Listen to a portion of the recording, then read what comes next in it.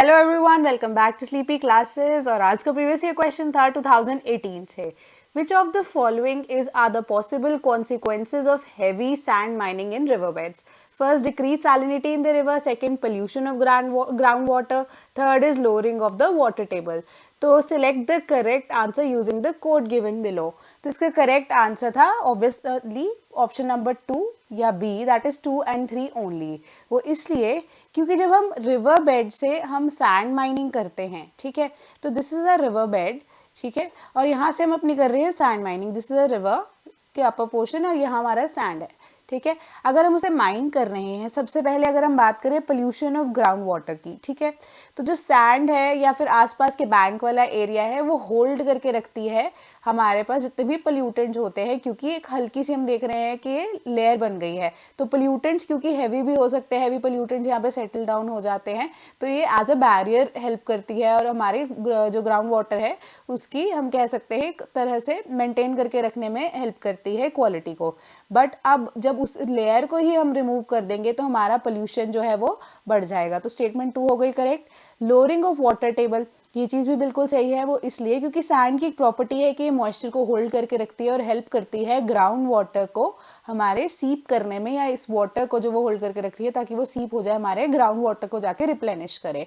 But वेराज N अगर ये निकल ही जाएगी, ये लेयर ही पूरी की पूरी निकल जाएगी, तो हमारा जो रिवर का फ्लो है that will be increase, deep हो जाएगी रिवर, और ठीक है, तो क्या होगा, हमारा जो वाटर टेबल जो है वो लोअर हो जाएगा. तो this statement is also correct. Decrease salinity in the river is the incorrect statement, क्योंकि जब हमारी रिवर फास्ट फ्लोइंग होगी और सैंड में जितने भी मिनरल्स एंड सॉल्ट होंगे वो हो जाएंगे रिमूव, तो आसपास की जितनी भी रिवर्स हैं उनके साथ मिलकर जो हमारी रिवर की एग्जिस्टिंग सैलिनिटी है वो डिक्रीज नहीं बल्कि इंक्रीज होने के चांसेस बन जाते हैं. तो दिस स्टेटमेंट इज इनकरेक्ट. इसलिए ऑप्शन नंबर 2 and 3 यानी कि option number B is the correct answer. आज का चैप्टर है हमारा मिनरल एंड एनर्जी रिसोर्सेज. ये अगेन एक सिंपल चैप्टर है, आपको सिर्फ और सिर्फ मेमोराइज करने की चीज़ों की थोड़ी बहुत ज़रूरत है, ठीक है. तो शुरू करते हैं कि मिनरल्स होते क्या हैं एक्चुअली में. अगर हम देखते हैं तो minerals are those elements which are naturally existing, ठीक है, इन द अर्थ सरफेस. या फिर हमें और भी मिनरल्स के बेसिकली मिलते हैं सोर्सेज, बट मिनरल्स जो है हम देखते हैं कि नेचुरली एग्जिस्टिंग एलिमेंट्स जो हैं हमारे अर्थ पे, उन्हें हम मिनरल्स बोलते हैं. तो हमने ये भी पढ़ा था कि मिनरल्स जो हैं मेटालिक एंड नॉन मेटालिक हैं. एंड फर्दर मेटालिक की हमने अगेन क्लासिफिकेशन भी पढ़ी थी, फेरस एंड नॉन फेरस. जो हमने नहीं पढ़ा था वो था नॉन मेटालिक मिनरल्स की फर्दर क्लासिफिकेशन. वो मैं आपको बता देती हूँ. वो होते हैं फ्यूल मिनरल्स, जिनको हम यूज करते हैं as a fuel, raw material की तरह भी हम यूज कर सकते हैं, एज अ फ्यूल भी हम उसको यूज कर सकते हैं. And second is other non metallic minerals जो फ्यूल की तरह यूज नहीं होते हैं. तो पढ़ते हैं आगे. तो फीचर्स होते हैं हमारे, कुछ मिनरल्स के कैरेक्टरिस्टिक्स होते हैं. तो मिनरल्स नेचुरली एग्जिस्टिंग है ना. तो नेचुरली एग्जिस्टिंग का मतलब ये तो नहीं है कि कहीं पे भी एग्जिस्ट कर सकते हैं, इसलिए जो हमारे मिनरल्स हैं उनकी डिस्ट्रीब्यूशन होती है बहुत ही ज़्यादा अनइवन, यानी कि कुछ कुछ सिलेक्टेड एरियाज में ही ये मिनरल्स एग्जिस्ट करते हैं. Secondly, inverse quality and quantity relationship, कि जिस भी मिनरल की क्वालिटी अच्छी है उसकी क्वांटिटी होगी कम, और जितनी ही क्वांटिटी ज़्यादा होगी उतनी ही क्वालिटी होगी कम, ठीक है. तो ये एक इन्वर्स रिलेशनशिप है हमारी, जो इंडिया में मिनरल्स हमें देखने को मिलते हैं उनमें यही इन्वर्स रिलेशनशिप है कि क्वालिटी अगर अच्छी है तो कम मात्रा में होंगे, अगर क्वांटिटी ज़्यादा है तो क्वालिटी उतनी ही कम होगी. एंड थर्ड चीज़ है कि वो बिल्कुल ही नॉन रिन्यूएबल है, कि बहुत ज़्यादा टाइम लगता है इनको बनने में. हम अगर देखें खुद से बना नहीं सकते, with the passage of time ही ये ज़्यादा खुद को अपने आप को रिप्लेनिश करेंगे. तो अब हमारे पास जो मिनरल्स में हम देखते हैं 3 बेल्ट्स है, उसमें डिवाइड किया गया है. सबसे पहली बेल्ट है हमारे पास north eastern plateau region, second is south western plateau region and third is north western region. तो ये स्लाइड आपको एज इट इज़ ही याद करनी है, क्योंकि इसमें समझाने वाला ऐसा कुछ नहीं है, बट मैं आपके लिए पढ़ देती हूँ. तो नॉर्थ ईस्टर्न प्लेटो रीजन में हमारे पास छोटा नागपुर बेल्ट आती है, and it is famous for iron and steel industry, क्योंकि यहाँ पर आयरन की हम देखते हैं कॉन्टेंट, या आयरन और बहुत ज़्यादा मात्रा में मिलती है। सेकंड है साउथ वेस्टर्न प्लाटो रीजन, जो कि रिच है फेरस मेटल्स यानी कि आयरन रिलेटेड मेटल्स में एंड बॉक्साइट के लिए। ठीक है, आयरन और manganese and limestone and other cold deposit यहाँ पे हमें मिलते हैं। और कौन से रीजन है ये? कर्नाटका, गोवा, तमिलनाडु एंड केरला। थर्ड है हमारी नॉर्थ वेस्टर्न रीजन। ठीक है, यहाँ पे हमारे पास copper, zinc, sandstone, granite, marble, gypsum, fuller's, earth, dolomite and limestone ये हमें मिलते हैं। एंड कहाँ पे? गुजरात में हमारे पास अगेन पेट्रोलियम डिपॉजिट्स भी पाए गए हैं। तो हम देखते हैं फेरस मेटल्स, जिसमें हम देखते हैं आयरन का कंटेंट हमें मिलता है। तो मेटलर्जिकल पर्पसेस यानी कि हम कह सकते हैं मेटलर्जी या study of different aspects of minerals, वो हम पढ़ सकते हैं। मेटल्स की जितनी भी स्टडी अगर हमें करनी है तो हम मेटलर्जिकल पर्पस के लिए फेरस मेटल्स को यूज़ कर सकते हैं। तो इनमें कौन से मेटल्स यूज़ होते हैं? आयरन और मैंगनीज एंड क्रोमाइड, इसकी फर्दर जो है क्लासिफिकेशन है या एग्जाम्पल्स हैं। तो आयरन ओर देखते हैं कि आयरन ओर की लार्जेस्ट रिजर्व इन एशिया अगर कंसिडर करते हैं तो वो इंडिया में है। और इंडिया में कौन से तरह के आयरन ओर मिलती है हमें? Hematite and magnetite. तो ये एक तरह से superior quality of iron is found in India. ठीक है, और सबसे बड़ी बात इसमें ये है कि जो क्वालिटी इंडिया की है वो हमें और भी फीसिबल बन जाती है वो हमारे लिए, वो इसलिए क्योंकि जो कोल फील्ड है उसके बिल्कुल ही पास ये हमें मिलती है। तो ठीक है, कोल फील्ड्स में अगर हम माइनिंग करते हैं तो साथ ही साथ आयरन ओर भी हमारे लिए फीसिबल हो जाता है, यानी कि एक तीर से दो निशाने, हमें आयरन ओर भी मिल गई और कोल फील्ड्स भी मिल गई, और कोल की माइनिंग भी हो रही है और आयरन की माइनिंग भी हो रही है। तो सिमिलरली हमारे पास ये दो चीज़ें आ जाती हैं। सिमिलरली अब मैंगनीज देखते हैं तो वो smelting of iron ore and ferro alloys manufacturing की हेल्प में आते हैं। तो स्मेल्टिंग इज जब हम कोई भी मेटल को उसकी ओर से एक्सट्रैक्ट करते हैं, उस प्रोसेस में जब हम एक किसी भी कंपोनेंट को यूज़ करते हैं तो वो स्मेल्टिंग के लिए यूज़ होने वाला कंपोनेंट है। साथ ही साथ मैंगनीज को हम यूज़ कर सकते हैं कि आयरन रिलेटेड अलॉयज की मैन्युफैक्चरिंग में। एंड साथ ही साथ हम इसे धरवर सिस्टम ऑफ रॉक्स में इंक्लूड करते हैं। अब धरवर सिस्टम ऑफ रॉक्स में ऐसे था कि Dharwar is a name of a place यहाँ पे हमारे कर्नाटका में। तो इनिशियली वहाँ पे जब हमने अपनी रिसर्च शुरू की और जितने भी हमारे पास एलिमेंट्स मिले हमें या हमारे मिनरल्स मिले उन्हें हम धरवर सिस्टम ऑफ रॉक्स में इंक्लूड करते हैं। बट लेटर ऑन रिसर्च में वो सारे के सारे या कुछ थोड़े बहुत एलिमेंट्स हमने देखा कि डिस्ट्रीब्यूटेडली मिले भी हैं अरावली हिल्स के पास भी, इन अदर रीजन्स में। तो हम उन्हें धरवर सिस्टम ऑफ रॉक्स में इंक्लूड कर देते हैं, जिसमें एक हमारे पास मैंगनीज भी है। तो अब हम पढ़ेंगे नॉन फेरस मेटल्स। तो नॉन फेरस मेटल्स में हमारे पास है बॉक्साइट एंड कॉपर। तो बॉक्साइट में हम देखते हैं कि एक ओर है एल्यूमिनियम की। अगर हमें एल्यूमिनियम चाहिए तो हमें बॉक्साइट से मिलेगा। एंड बॉक्साइट हमारे पास कहाँ पे है? Found with the laterite rocks. Laterite rocks वही थे जो हेल्प्स इन कंस्ट्रक्शन हम देखते हैं या ब्रिक मेकिंग में जितने भी हमारे पास सॉइल या रॉक्स यूज होते हैं, those are laterite rocks. Similarly copper की अगर हम बात करते हैं, कॉपर इलेक्ट्रिकल इंडस्ट्री में यूज होता है क्योंकि it can be easily drawn to wires, alloys की तरह भी यूज हो सकते हैं, उनको शीट्स में भी हम ड्रॉ कर सकते हैं, किसी भी शेप में हम ड्रॉ कर सकते हैं, बना सकते हैं, सॉरी। ठीक है, तो इसलिए हम एज अ इसको अलॉय भी यूज करते हैं। हम देखते हैं ज्वेलरी मेकिंग में भी हमारे पास ये मिक्स होता है with the gold in jewellery making, ताकि गोल्ड क्योंकि एक सॉफ्ट मेटल है उसे थोड़ी हार्डनेस प्रोवाइड करने के लिए हम देखते हैं कॉपर भी यूज होता है।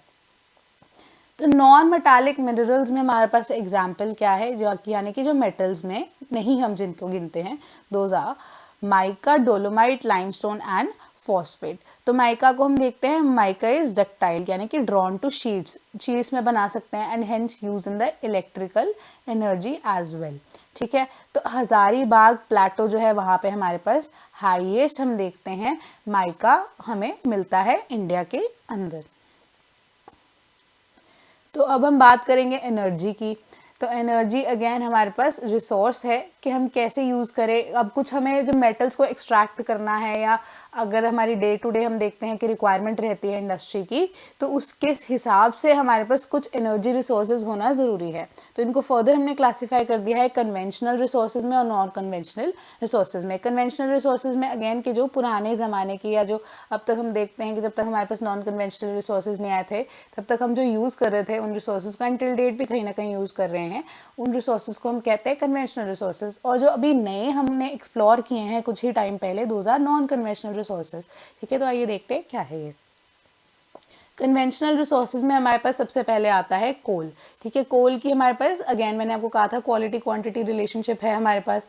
ठीक है, तो कोल की क्वालिटी इतनी अच्छी नहीं है इंडिया में, ठीक है, बट क्वांटिटी अबंडेंट है, इसलिए हमने क्या किया, इसको यूज़ किया थर्मल पावर प्लांट में। साथ ही साथ आयरन को आयरन ओर से निकालने के लिए हमने स्मेल्टिंग के लिए भी हमें कोल की ज़रूरत पड़ती है। और इंडिया में कौन सा टाइप का कोल है, बिटुमिनस कोल है and type of non cooking grade. Similarly petroleum की बात करते हैं। पेट्रोलियम हमारे पास कंबशन के लिए यूज़ होता है कि इंजन वगैरह में यूज़ हो रहा है। पेट्रोकेमिकल्स में जब हम देखते हैं पेट्रोकेमिकल प्रोडक्ट्स, जैसे हम पेट्रोलियम चलिए आजकल यूज़ कर रहे हैं बहुत ज़्यादा, ये सब हमें पेट्रोलियम से ही मिलता है।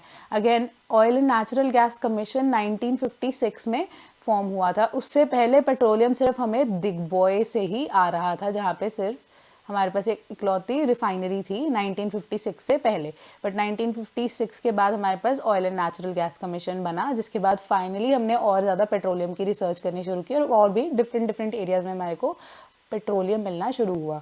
तो अब पेट्रोल ऐसा है एलिमेंट है जिसको हम डायरेक्टली अगर एक्सट्रैक्ट करें यूज़ नहीं कर सकते, तो हमें रिफाइनरीज़ का होना या रखना बहुत ज़्यादा ज़रूरी है। वो रिफाइन करता है पेट्रोलियम को ताकि हम उसे यूज़ कर सके फॉर अदर पर्पसेस। तो हमारे पास दो तरह की रिफाइनरीज़ हैं, एक है फील्ड बेस्ड रिफाइनरी, एक है मार्केट बेस्ड रिफाइनरी। तो फील्ड बेस्ड रिफाइनरी कौन सी है, जो बिल्कुल ही हम कह सकते हैं रॉ मटेरियल के पास एग्जिस्ट करती है, जहाँ से पेट्रोलियम एक्सट्रैक्ट हो रहा है उसी के बिल्कुल पास ही जो सेटअप की जाए। एंड मार्केट बेस्ड रिफाइनरी वो है जिसको थ्रू पाइपलाइंस या with the help of other components या with the help of other techniques हम आगे करते हैं सोर्स। पाइपलाइंस हो जाती हैं, शिप्स हो गई एंड अदर मेथड से जिनको हम रिफाइन होने के लिए भेजते हैं, those are market based refineries. तो नेचुरल गैस की बात करते हैं। नेचुरल गैस हम आजकल यूज़ कर रहे हैं, ठीक है। तो ये gas authority of India limited 1984 में स्टार्ट की गई थी और पब्लिक सेक्टर अंडरटेकिंग की तरह इसको हमने देखा था यूज़ करना शुरू हुआ था। Public sector undertaking again government का ही एक इनिशिएटिव था, जिस वजह से हमारे पास gas authority of India limited जिसमें सेटअप की थी और हमारे पास नेचुरल गैस की अगेन हमने उस पर रिसर्च शुरू की एंड इसको एज अ रिसोर्स यूज़ करना हमने शुरू किया। तो न्यूक्लियर एनर्जी रिसोर्सेज की अगर हम बात करते हैं तो एटॉमिक एनर्जी कमीशन 1948 में सेटअप हुआ। मैंने आपको बताया था पॉलिटी पढ़ाते हुए भी कि हमारे जो फर्स्ट प्राइम मिनिस्टर थे उनका ये सपना था कि इंडिया भी न्यूक्लियर एनर्जी रिसोर्सेज को डेवलप करे, बट धीरे धीरे हम देखते हैं कि इतना वहाँ पे उस टाइम पे नहीं हो पाया था यूजेज। बट स्टिल हमारे पास ट्रॉम्बे में 1954 में हमने इस्टेब्लिश कर लिया था एक इंस्टीट्यूट, जिसको हमने भाभा एटॉमिक रिसर्च सेंटर का नाम दे दिया था 1967 में। तो न्यूक्लियर एनर्जी रिसोर्सेज में हम बेसिकली क्या यूज़ कर सकते हैं, हम यूज़ करते हैं यूरेनियम को और थोरियम को, ठीक है। तो ये एक न्यूक्लियर फिजन का प्रोसेस होता है कि छोटे छोटे पार्टिकल्स में हम इसको ब्रेक डाउन करते हैं यूरेनियम और थोरियम को, एंड अगेन जो भी एनर्जी रिलीज होती है उसे हम ट्रैप करके यूज़ कर लेते हैं एज अ रिसोर्स, ठीक है। तो अब हमारे पास आएंगे नॉन कन्वेंशनल एनर्जी रिसोर्सेज जो हम आजकल यूज़ कर रहे हैं। सबसे पहले हमारे पास आ जाती है सोलर एनर्जी। सोलर एनर्जी वो एनर्जी जो हमें सन से मिलती है, तो उसको हम क्या कर लेते हैं, ट्रैप कर लेते हैं इनटू फोटोवोल्टाइक सेल, या हम उसको कर देते हैं बिल्कुल ही change into solar thermal technology, ठीक है। तो अब हमारे पास सोलर एनर्जी बहुत ही ज़्यादा अबंडेंस में है, क्योंकि इंडिया की पोजीशन ही ऐसी है कि आधा एरिया जो है हमारा ट्रॉपिकल जोन में रहता है, आधा जो इंडिया है वो हमारे पास टेम्परेट जोन में है। तो हमारे पास क्या है, अबंडेंट ऑफ सोलर एनर्जी है, ठीक है। तो कॉस्ट कॉम्पिटिटिव भी बन जाती है, साथ ही साथ इन्वायरमेंट फ्रेंडली भी है एंड ईजी टू कंस्ट्रक्ट है। सिमिलरली विंड एनर्जी की बात करते हैं तो ये पोल्यूशन फ्री है, इनएग्जॉस्टिबल सोर्स है। तो क्या होता है हमारे पास विंड एनर्जी में, जो हमारे पास विंड मिल्स होती हैं वो होती है rotate with the help of wind. तो काइनेटिक एनर्जी कन्वर्ट हो जाती है इलेक्ट्रिकल एनर्जी में, क्योंकि जो टर्बाइंस लगी होती हैं, जो मूव कर रही होती है टर्बाइंस, वो क्या करती है, कन्वर्ट करती है काइनेटिक एनर्जी को इलेक्ट्रिकल एनर्जी में। तो टाइडल एंड वेव एनर्जी की बात करते हैं तो ये store house of infinite energy है, क्योंकि हमारे पास बहुत सारा कोस्टल हम देखते हैं एरिया है, तो वहाँ पे टाइड्स का आना जाना भी लगा रहता है। तो टाइड्स एंड वेव्स से जो हमारे पास एनर्जी होती है अगेन वो टर्बाइंस के थ्रू रोटेट करवा के हम कन्वर्ट कर सकते हैं into the energy we desire, ठीक है। सिमिलरली जियोथर्मल एनर्जी की बात करते हैं कि जो भी हम देखते हैं जब लावा निकलता है, मैग्मा निकलता है, तो गैसेस रिलीज होती हैं, हीट रिलीज होती है, एनर्जी बहुत ज़्यादा रिलीज होती है। सिमिलरली गीज़र वेल्स की बात करते हैं, मणिकरण में भी हमारे पास एक गीज़र है, वहाँ से हमारे पास बहुत ज़्यादा हीट एनर्जी रिलीज होती है, जिसको हम बोलते हैं जियोथर्मल एनर्जी।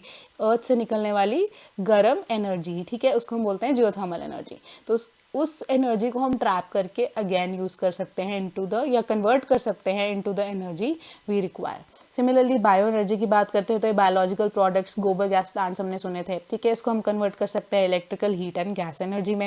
एंड साथ ही साथ ये क्या करता है, रिड्यूस कर देता है प्रेशर ऑन करंट रिसोर्सेज। तो कंजर्वेशन ऑफ मिनरल्स करना है हमें, हमें पता है कि मिनरल्स हमें बचाने हैं क्योंकि वो तो बहुत ही लिमिटेड क्वांटिटी में है, नॉन रिन्यूएबल है। तो हम क्या कर सकते हैं उसके लिए, सबसे पहले रिप्लेसमेंट ऑफ ट्रेडिशनल मेथड्स के ट्रेडिशनल मेथड जो हम यूज़ कर रहे हैं उसके बजाय हमारे पास जो उनके रिप्लेसमेंट आ रहे हैं उनको हम यूज़ करें, ताकि हमारा जो सस्टेनेबल डेवलपमेंट का गोल है कि हम अपने लिए तो यूज़ करें ही करें, हमारी फ्यूचर जनरेशन को भी इक्वल राइट है वो भी सस्टेनेबली डेवलप करें इन सारे एलिमेंट्स, इन सारे मिनरल्स, इन सारे रिसोर्सेज के साथ। तो हमें फ्यूचर जनरेशन के लिए भी बचाकर रखने हैं वो सारे के सारे एलिमेंट्स। एंड सिमिलरली जो हमारे मेटल्स हैं उनको हम रीयूज़ करें फ्रॉम स्क्रैप, ठीक है, जो भी हमारे पास बचा हुआ मेटल रह जाता है, आयरन की बात पर्टिकुलरली करें तो उनको हम करें वापस से स्क्रैप मेटल्स को रीयूज़ करें, और क्योंकि वो तो इजीली हम देखते हैं कि पिघल के भी किसी और शेप में भी हम यूज़ कर सकते हैं, तो सिमिलरली रीयूज़ करें हम इन मेटल्स को। सिमिलरली जो एक्सपोर्ट ऑफ स्कैर्स मटेरियल्स हैं कि हमारे पास जितने भी बहुत ज़्यादा स्कैर्स और क्वालिटी कंपोनेंट्स हैं हम उसे जनरली एक्सपोर्ट कर देते हैं। इंडिया में तो खुद अपने पास आज से जितना नहीं रहता क्योंकि हमारी एक्सपोर्ट पॉलिसी ही वैसी रही है। तो उन एक्सपोर्ट्स को हम कर दें बिल्कुल ही कम, थोड़ा बहुत तो कम कर ही सकते हैं ताकि हम उसे प्रोटेक्ट कर सकें और अपने सिटीजन्स की यूजेज के लिए भी कुछ बचा सकें। तो इस चैप्टर में इतना ही है। प्रीवियस एक क्वेश्चन यूपीएससी का है 2013 से, which of the following statements regarding laterite soils of India are correct? First, they are generally red in color. Second, they are rich in nitrogen and potash. Third, they are well developed in Rajasthan and UP. Third, tapioca and cashew nuts grow well in these soils. तो code आपको select करना है कौन सा है, तो इसका discussion again हम करेंगे नेक्स्ट क्लास में। Till then thank you so much.